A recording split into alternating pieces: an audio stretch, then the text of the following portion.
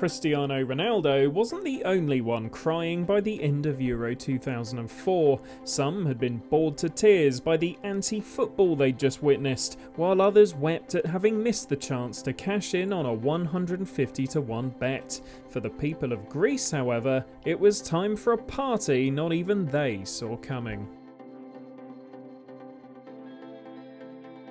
Greek mythology has captivated scholars for centuries, but not one of them could have foreseen every single one of those ancient fables being made redundant by an event that occurred in the same year Shrek 2 was released. 2004 was always going to provide Greece with their greatest sporting memory of modern times, but making their hosting of that year's Olympics seem comparatively underwhelming by winning the European Championship truly was a miracle of miracles. So how unlikely was it? For a start, left-back Takis Fisas had already planned his own wedding for the day of the final, telling his fiancée, "I'll be home by the start of July. I can watch the final with my friends, a few beers, a bit of pizza, and then we can have our own celebration." All of his teammates were invited.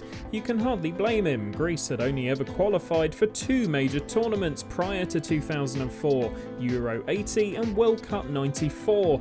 On both occasions, they registered 0 wins and 0 goals. So when the Balkan nations shocked Portugal in their own backyard in the opening game, for even the most optimistic of Greeks, the chances of lightning striking twice in the final 23 days later was less likely than, well, lightning striking twice. Having just scored Greece's first ever tournament goal, pint-sized midfield general Georgios Karagounis declared, "We've achieved something totally unknown to us." According to their number 10 Vasilios Sartas, they had already met their tournament target of winning one game. If only they knew what was round the corner.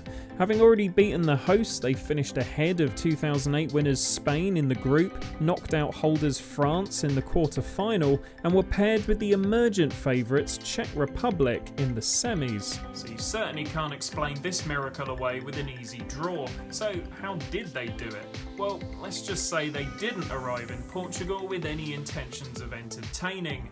German coach Otto Rehhagel had been recruited for his efficiency, building a defence that was as stout as their attack was cautious. No, he didn't have the greatest tools at his disposal, but it wasn't a squad without talent. Demis Nicolaides represented Atletico, Karagounis played for Inter, Trianos Delas for Roma, but it was one of the 15 who plied their trade back home in Greece who ended up being voted player of the tournament.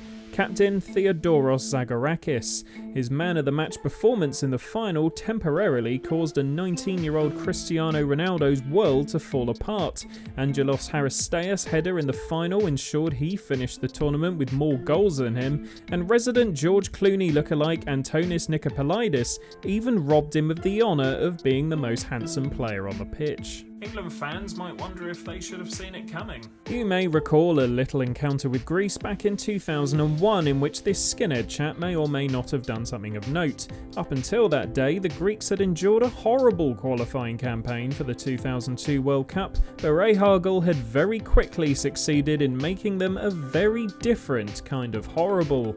That game at Old Trafford was only his second in charge. But let's not put it all down to negative tactics. Upon landing the job, Rehhagel's first piece of advice to his new side was that their national team must come first. Perhaps only Gareth Bale would agree, but I'm choosing to believe that's why Greece won Euro 2004.